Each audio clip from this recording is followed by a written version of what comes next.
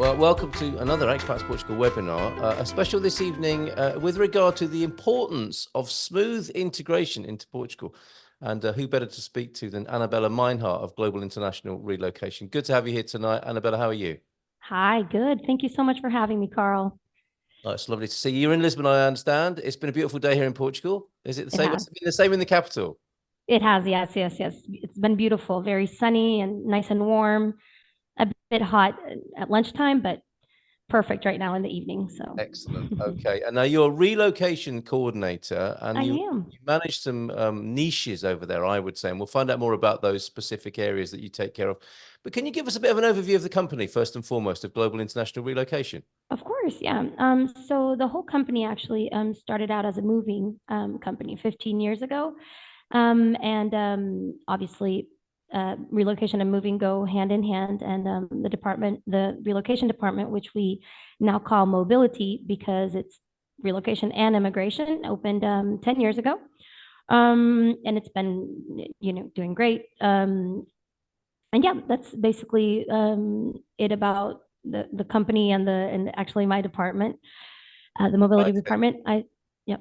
You seem to escape one of those upbeat, funny titles because I know you went through a process, didn't you? I know it does what it says on the tin, relocation coordinator, and I'm sure that describes you and what you do perfectly. But I remember talking to I think it was Luis before, and people as well as changing from to mobility as you put it there, people got some different titles. Do you have an alternative title as well as relocation I coordinator? well, I actually have my own title in the company. I'm a relocation field agent. Very good. That sounds very exciting. Relocation field I agent. feel a little bit, like 007 sometimes. Sounds good. Sounds Yeah. good. Okay. And next time we see you, we'd like you to bring the white gloves as well that you use when Exactly, you're exactly. packing That's an people's. excellent idea. Yes. All right. So good to hear about Global International Relocation. And of course, people can find out more in the Expats Portugal Business Directory. To get to know you a bit better, and it's probably every day is different for you, It is. but roughly speaking, what might an ordinary day, what might you hope it to be? I know you probably get a lot of curveballs every day in the business that you're in, but what might an ordinary day look like to you? Okay, so like you said, it varies. I can maybe give you an example of what my week would look like because I can Yeah, tell yeah, you that'd a be bit. wonderful. Yeah, please Yeah. do. So within a week, we do several services, which we'll speak about soon in detail. But me personally, I go with the clients to all these services that they might need. And specifically speaking, a full day could be a pre-assignment trip or an orientation trip. So a pre-assignment trip, if for those of you who don't know, is before the family or the client moves to the country. They come to check out all the areas that they might want to live in and where their office is and kind of just get a feel of what the city is. So that would be 1 or 2, maybe 3 days. We might show them housing options so that they can get an idea of what those are like and what they can get for their budget. That would be a full day kind of thing. The orientation trip is very similar. It's also a full day. So it's sorry, almost knocked my water bottle off the table. So an orientation trip is when the family or the expat has already arrived in Portugal and they're living in they're in a temporary house. And we show them the city as well and what areas they might be interested in living in and stuff. So that could be a part of my weekend. Generally speaking, once a week I have one of those. And then some other days they're very diverse, as Carla was saying. Picking up clients, taking them to open their bank account, staying there, waiting for, translating if necessary. Although in Portugal, I'm sure you all know the level of English is pretty high, so it's usually not a problem. It's mostly to walk them through the process, and we're physically there with them. So, for example, I would do that to open a bank account, maybe do a house search, pick up a client, show them 1 or 2 houses, ask for their feedback to later on see if we need to make a proposal for the house. School searches. So sometimes we'll pick up the family or they'll meet us at a school. We accompany them through the whole tour process, and then we talk to whoever's responsible about details in case our client is interested in how we can go about enrolling their kids. that goes for private and public schools. So we do that. Today, today was not such a fun day. I did a lot of like paperwork. I had to go to the IMT, which Well, okay, guys, yeah, yeah, I had to go yes, to the IMT with a client. It actually went pretty smoothly, and we were really, excited about that. I had a little bit more time for lunch thanks to that, so that's good.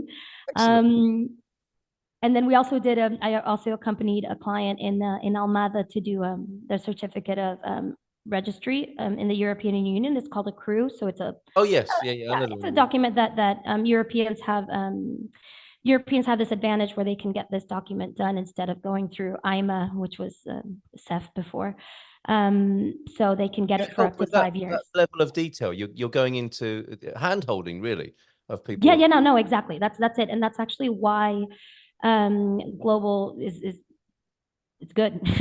That's why my company is good because we really do, even if clients don't need it, we're there literally like, okay, holding their hands through every single process. And that's just off the top of my head.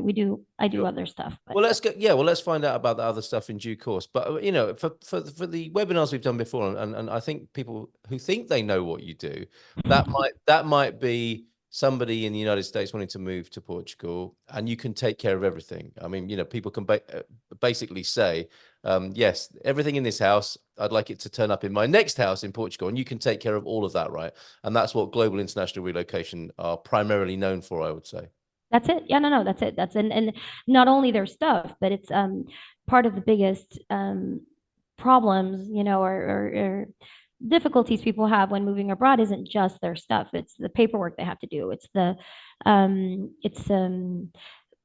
every single registry and all this stuff. So it's a full package. Like it's not, it's uh, you know, trying to avoid any kind of headache you could get from moving one place to another. So not only the moving, which is the main thing, you have to move your things, but you also have to find a house where those things are going to be. If and that's another world. Like you have to know how to negotiate contracts, talk to the realtor, and that's a moment where I translate a lot. There's a lot of owners and a lot of realtors that don't know English at least well enough to be able to explain to potential tenants, and then the tenants can't ask the questions properly if we're not there. And then also, it gives a lot of confidence to a landlord or to an owner when you have someone that can kind of be between both that knows what they're talking about, On your so that the side. offer is a little Yeah. bit more, yeah. Yeah, right, and absolutely on your side. Wonderful. Yeah. Okay, so we've got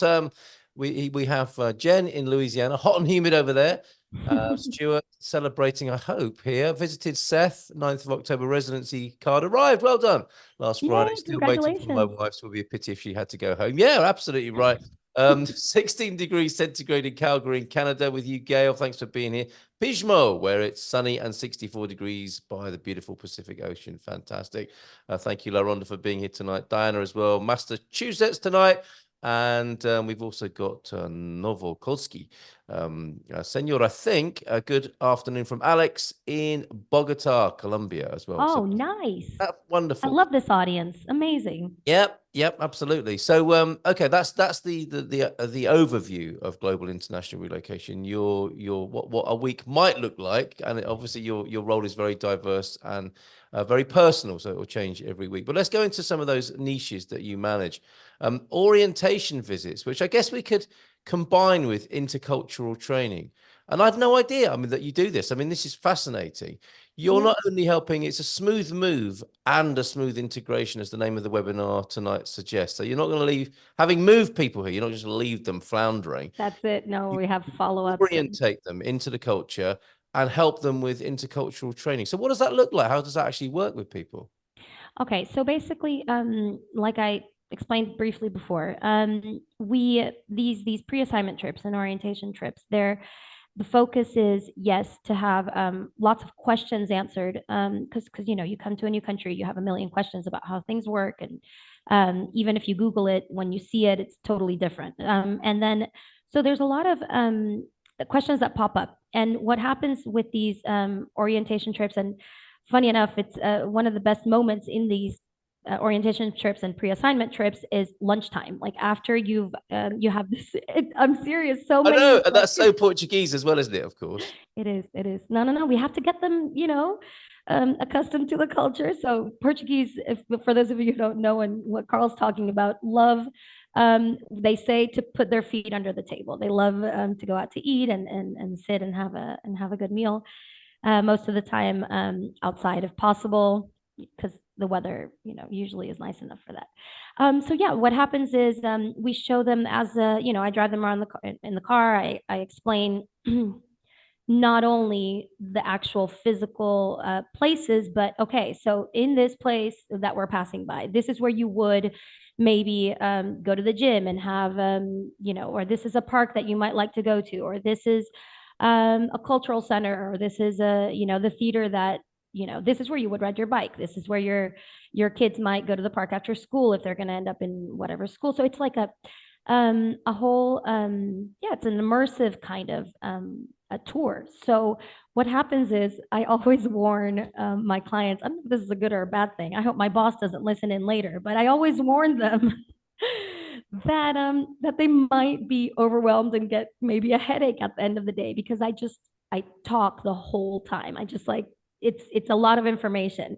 Most of the time the response is it's okay, we need you to talk. And sometimes they're like, no, yeah, I noticed. I mean, but it's necessary. It's one of those things that it's better to just kind of mention things. And then I'm always kind of intimidated by the fact that sometimes I have just 1 day or 2 days to explain to this family everything they're going to need to know about the country, so that they're not caught off guard, or they're not taken by surprise, and then they don't have a bad experience. So it's kind of a big responsibility, and I take it really, really seriously. So I do talk a lot, and I started giving them notebooks in their little welcome kits, because we give them a little Yes. welcome kit in case they get hungry. We don't want cranky clients, so Angry people, yes, I know the sort of thing. we Yeah, don't want hangry fair enough. people. And so presumably they're videoing you as well, just to make sure and there's going to be a lot of information necessarily, isn't there? So they might be videoing, they're making notes. And are you driving them around at this point? Are you showing them Yeah, the neighborhood? yeah, yeah. Right. It's me. Yeah. Okay. Excellent. All right. And this will be everything from where to have a good lunch, how to have a good lunch, through to where, like you say, where How the to kids order are playing, coffee. the local gym, and all those sorts of things. That level of detail that you can provide for Oh, people, for sure. and And introduction to how things work here.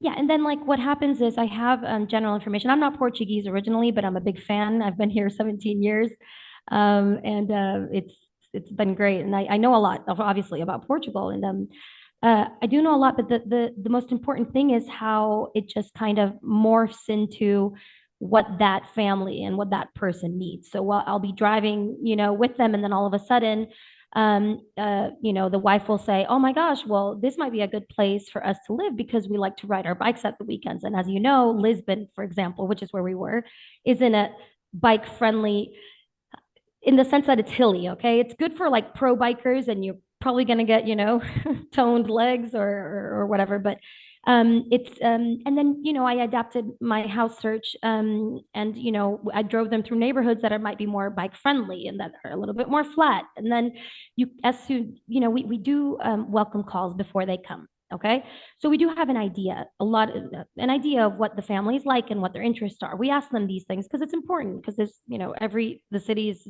country is big, and there could be different options for different families and everything like that. But then in the orientation trip during lunch, for example, different things will come up. So then you have to kind of guide them and make sure that they're going to have, a good time when they move Yes. here. Yeah, absolutely.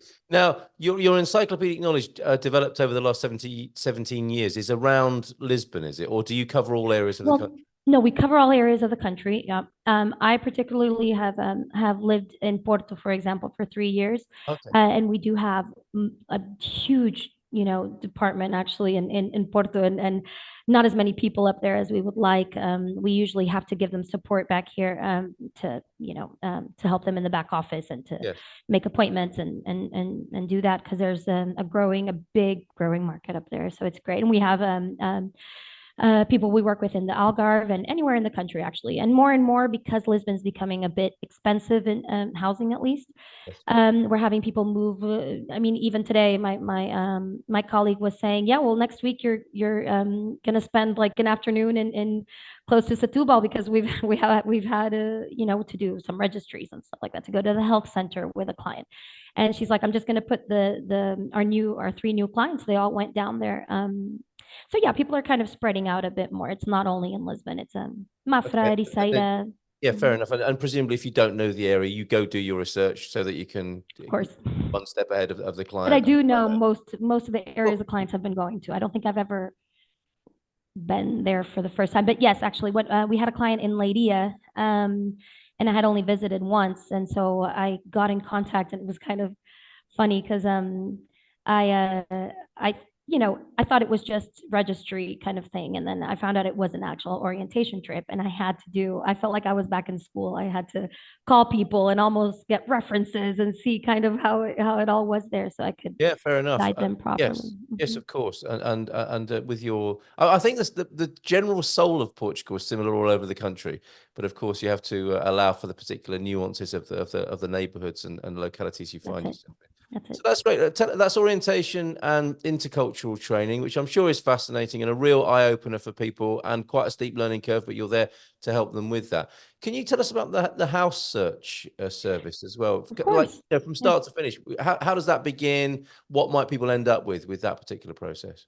Okay, so basically, the house search process starts from the first welcome call. It's one of the apart from the school search, it's one of the most it's one of the more challenging moments for when people are moving to Portugal. So, in our first welcome call, we'll establish a little bit what the client wants, but we're also looking to set the correct expectations for them. Okay, so what happens is I don't know if traditionally people have heard that Portugal and Lisbon is a very cheap place to buy to rent a house, and it's a very what's happening is that it's there was a big boom. I'm sure you guys all know, and you've talked about Yeah. after COVID, and housing went up. So it's important for us to make sure that the clients know what to expect when they come so that they're not expecting to get, a fabulous, which can happen. So we do that a lot in the first call. And then when they arrive, hopefully they're a little bit, more realistic. We will, when they arrive, we usually don't start looking for options until they arrive because the market moves very fast here in Portugal. So what happens is when our clients arrive, we have a platform that we use where we put up apartments according to budget and location, and hopefully that was established also in a pre-assignment trip or an orientation trip. Maybe it has, location has to do with many things, as we all know. So after that, the client will just choose apartments that they're interested in, and they can also send us links that they saw, and we'll put them in the platform as well. So we'll just contact all those people and all those apartments, and then we'll book the visits for them. And it's a okay, so I'll explain it from beginning to end, but the important thing is that it's very fast. So what happens is that's part of setting expectations. When people move here, when they like a place, and when we make the call, we'll be visiting the next day or two. So I'm not the only one on the street, obviously. I'm not the only person showing houses because then, I'd have to morph into more Annabellas Yes. because I can't. Loads. There's too many people. And then we have to be able to, the way the market is now, we have to be able to get into the first visit, or at least the closest one possible, because we know that that's going to improve their chances in getting the place. So that's the actual house search part. So once we visit, we like to be very charming in our visits and make an impression because the market is so competitive. So we'll go with the client. There's three ways that we do this. So we either go pick them up, like I said, take them with us, show them the house, get their feedback after, maybe make some notes, and make sure we know with the owner, with the realtor, what the conditions are and all of that. But then there's also clients who unfortunately can't come live, stay in a temporary accommodation before they move to Portugal. So we do virtual visits. So I'll go and, call them and then show them the place. Also, try to connect a little bit with whoever's showing the place, even because I'm there personally. Yeah, and then well, we also, if the client, we have some clients that are very, very busy and they have a crazy work schedule or, time zones. So they're in China, they're in wherever, and, we just can't get an They want you actual to take care of virtual it visit. for them, basically. What? They just want you to take care of it Right. So what, yes, exactly. So what we do, and most of the time, they're interested in seeing the places they like, but they just can't. So I would go and make a video for them, for example, and then they can, at the time I go to the visit, I get the person's number. And if they have questions afterward, I'll call. So we always try to adapt to whatever situation, we have. We have so many Well, diverse. tell me a bit more about that at the moment, and let's put our finger on the property pulse. And you're talking there about managing expectations, and I guess if somebody saw a video from 4 years ago, they would have very different expectations to how That's the it. market really is at the moment. How is the market at the moment?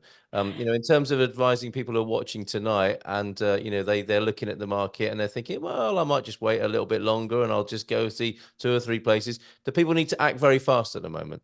They do. Yes. That's one of the things that we like to advise because it's it's because even if you have a perfect even if you're a perfect candidate for an apartment or for a house, even if you have if your company can be a guarantor, or if you can put up a little bit more rents in advance, maybe the person isn't looking for a family for their house. And then it's one of those things that you have to kind of play it by ear and adapt. So what happens is um, the places you like, if you don't move fast, you could be a perfect candidate, like I said. Let's say you're a perfect candidate, and there was another perfect candidate, and they were just one step ahead. Instead of talking it through 2 days with their wives that are back home or whatever, they talked to them that evening. The next morning, they made a proposal, and all of a sudden, you made a proposal the next day, and opportunity's gone. So, Lose out, yeah. Okay, yeah. so strike while the iron's hot here in Portugal at the moment. Before we move on to school searching, which I know is a specialist area of yours as well, can you give us a little bit of intel on some of the hot areas that you're looking at around Lisbon? And you said, you're looking further afield as well, Leiria, for example. We always like to ask about that, where people might look with the market being so hot. What other alternatives there are around at the moment? So what happens is people tend to go close to where their companies are, the schools are. And so what we're trying to suggest lately is to open up their minds a little bit in the sense, okay, if you can get an actual house with a pool for the same budget and then just, drive down, drive, to Lisbon and just, it's maybe a 30-minute drive sometimes, then it's worth looking at. And it's happened. A lot of our clients have taken that advice to to heart, and they move a little bit on the outskirts of the city. So in Lisbon specifically, we have had clients move to Mafra, to Ericeira, not actually downtown Ericeira because it's almost as expensive as downtown Lisbon right now, but on the outskirts of Ericeira. We have lots of clients moving to on the other side of the bridge. So it would South be of the river. Setúbal. Yeah. On the other side of, yeah, sorry, the other side of the river, over Yes. the bridge, yeah. So we do have a lot of clients looking into. I was in Pinhal Novo today, looking at a place which is close to right past Alcochete, like on the other side Oh, of okay. the. Yeah. Yeah. Okay. So yeah, and then in Porto, for example, instead of saying staying within Porto, you can go to Lessa. There's many options, and those are close to the city. So a lot of times, people just, especially Portuguese people, they actually think it's really far, and they like look at you and they're like, oh, you're going to like Ericeira. I'm like, yeah, not that far, because they're very used to walking everywhere and kind of taking the metro or the train, and it's scary for some Portuguese people. They don't they're not used to that. And Right. but And yeah, conversely, for somebody who's commuted for an hour or two, even for some people, that will be that's nothing, it. but yeah, another 30 minutes on the journey. That's it. Yeah, and I mean So, even Odivelas. Sorry, I forgot to say because I mean I'm talking about the coast because generally speaking, When you think of Portugal, you try to go by the beach, but you have Loures, which is a bit more in the I do. Yeah. interior, and Yeah. yeah, Odivelas and places like that that have awesome places for good prices. Yeah. I think people might want to make notes here, so you might help us out with some of the spellings of some of these places. Okay, I can write them out for you guys. That's Yeah, for sure. fantastic. We'll come back to that and people's questions as well. So if anyone's got any questions, do pop them in the chat. There'll be a chance to ask questions when we conclude the recorded live part, as it were, and you'll be able to ask questions off air as well too. Want to ask you about the settling in process. As I said before, your the white glove treatment is possible with GIR, isn't it? To box it up It at is. the home end and unbox it at the new home end here in Portugal. And you're there to help people with that as well, are you? Well, no, I'm particularly that's actually the moving department. But But the yes, there's company can offer that, no, like no, for sure. And I've actual settling in, connecting up all the bits and pieces. right. GIR can take care of all of that. Right, they do know, and I've been coincidentally there with some colleagues from the moving department, and I've seen my the head of the movers. They're supervising everything, and it goes very well. We also always get great feedback from our clients. Thankfully, that everything goes smoothly. And yes, exactly. I recently I was recently delivering a document to a client, and I was there when the moving guys were there, and they were quick, and it was painless. They even took back the boxes, and it was great. It was So, good. and you're sort of interfacing with them and picking up on any connections that need doing, as I understand it. So services, Oh yeah, electricity, yeah. banks and stuff. Oh yeah, exactly. Yeah, we switched. Which is the best company, Annabelle, at the moment for electricity, would you say? Oh my gosh, no, don't Does make it me do depend that. on? But that's exactly what we try and do to find out who the best people are to work with when it comes to electricity. Okay, But so does it? I mean, this might be useful. The electricity, the telecoms, and the best bank at the moment. But that might also depend on location, mightn't it? So I do it does. understand No, that. no, no. And then electricity definitely depends on location. But I would still go with EDP. You I would. would still, Right. even though, it's yeah, I don't think any of this can be None of said them are online perfect. live. That's right. It's like politics, isn't it? It's the least worst. It is, it is, Yeah. it is, it Yeah, is, it fair is. It enough. is. So EDP, and you'll be well versed in connecting people to Yes, EDP. I think I would still, even though there's, stuff, but yes, I would still say EDP would be your best bet. All right. And the internet companies, who are your favorites with the So, telecoms and internet? so this is the thing. Like my personal favorite, I can straight up say it's Vodafone, but I had a very good experience with Vodafone.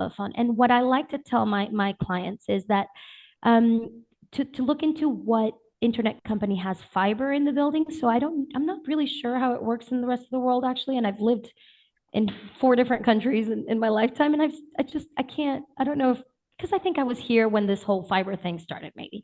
So anyway, I like for them to ask. So they're very similar in pricing and what they offer.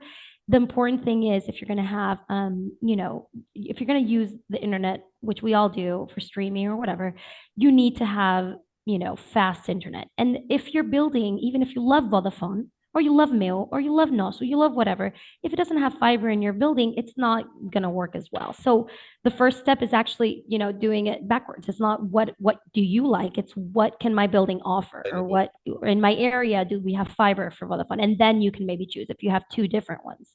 Okay, that's a good call. So there's no company that's owning that or ruling that anywhere, particularly in the No, thankfully there's lots of competition. We all to know that find out from the neighbors. And if someone's lucky enough to work with you, you might even knock on the neighbor's door and say, which company is best oh here? yeah, They can that's find it. out. That's it. That's it. That's All right, exactly it. fantastic. And what about banks? You're helping people open bank accounts, presumably. What are you We do. what's Yeah. your feedback on banks at the moment? So right now, there's a tendency. So there's this bank that I'm sure everyone's heard of. It's called Activo Bank, and it's what's happening now is even uh, directors and things like that. They're just looking for an easy bank that, and a lot of our clients come for assignment trips, so they're only going to be here a few years and they're going to leave. They don't need a traditional bank that's going to give them a lot of money back because that might be, they might have to stay for like 50 months or something to get that money back. So what happens is they look for a kind of digital bank, and Activo Bank gives that to them. So that's it's not like I recommend it because they're very different. So for example, traditional banks I love, and our clients have loved working with Bank Inter. It's a Spanish bank. We take them a lot there. I mean, we give them a list of all the banks, and they're free to look online for reviews and everything. But personally, because you're asking, Yeah, yeah. our experience with Bank Inter has been great, and they have amazing customer service. So as for traditional banks go, I know everybody always talks about Novo Banco, Millennium. Millennium, we also get, we have a bank manager that we recommend who's amazing, and she'll answer right away, almost at the weekend. So Millennium and Bank Inter are there for your traditional bank kind of the people who are interested in that. And then Activo Bank, which is a kind of a digital bank from Millennium, gives our clients a lot of that they're calm about it because they know that they don't have costs, and it's basically a digital bank. They're not going to need a customer service person to talk to when they need to do their Very stuff. They just do everything online. So that's been a solution for lots of our clients lately. They choose it from the list. So All right, Alex, we'll make sure you've got the spelling of the bank you're looking for, and the other places as well that Annabella can tell us about. sorry, As a I talk cultural, so fast. facilitator, we'll conclude with maybe your top 3 tips for people coming to Portugal and what they should bear in mind. But before we go there, I know your background's in education, is it not? It is, yeah. And you're responsible for helping people find schools as well here in That's it, Portugal. yeah. How would you rate Portugal in terms of provision of schooling, international schools, local schooling, public schooling? How is that? What's your view on that? So like rating, I don't know which one, 5 stars, 10 out of 10, 100%. It's for me, I'm a big fan, and and like Carl said, I worked in this sector for 10 plus years. So it's one of those things where I've been in the public system, and I've been in the school system, and I've been in my daughter goes to public school. My son is still in preschool, but also, I've taught at those, and private schools. My nephews are in a Portuguese private school. Excellent experience. I always ask. I feel like they get so annoyed, but because I like to have both sides of it, and I like to be able to inform my clients. So I always ask them questions about how the system works and all of that. And I talk to parents a lot about this. It's just an area that I'm passionate about. So, um, that's private. I mean, that's public, and then private schools here are absolutely amazing. I mean, if public is like that, even private, even more. They kids that leave here are from international schools, Portuguese kids. Okay, so my experience has been. I mean, it's impressive. They're very well prepared. They're native speakers almost. You won't be able ever, language wise, you won't be able to tell ever if they're Portuguese or not sometimes. I mean, it's high quality education, I would say. It's one of the reasons actually why I'm still in Portugal, to be completely honest. All right, So excellent. So a good range of options for people depending on their yeah, requirements, for sure. and a high standard for sure. And you For will sure. do the research for people according again to their needs Their and needs, requirements, exactly. and, So and the discovery calls that you do. yeah, so imagine, I mean, there's lots of options, like you said, and then in that initial call, we will ask the families what kind of school their kids are in, what kind of schools are they expecting, to what school they want, and from that we kind of yeah, we have obviously a list of schools that we contact. A lot of times it does have to do with the area that they want to live in, or the area where they're going to be working or whatever. But sometimes that's actually the first thing. Sometimes, no, a lot of times it's the first thing that parents want to figure out. And a lot of us who are parents do um, prioritize schools for our kids. So what they'll do is they'll say, okay, like I don't care if I have to drive an hour to work, but if this is where the good schools are, this is where I want to live, and this is where, let's figure out the school first, and then I'll just figure out my life later. Very good. So you Um, get all the intel on that. That's great to know. Okay, so thank you for informing us about the niches that you take care of at GIR. sure. And just finally, then, as the initiator of people into the Portuguese culture, I mean, maybe we could do this as a top 3. What are the 3 most important things do you think there are, Annabella? What do you mean by things? Well, should it be food first or wine or learning the language? What is Okay. it people need to get their heads around? I guess what's driving you when you're introducing them to the culture? What are the most important things? Okay, so I would say there's one that's kind of a negative one that I always prepare and start off with, and it's the whole Portuguese like chill lifestyle. So this is one. That's a negative.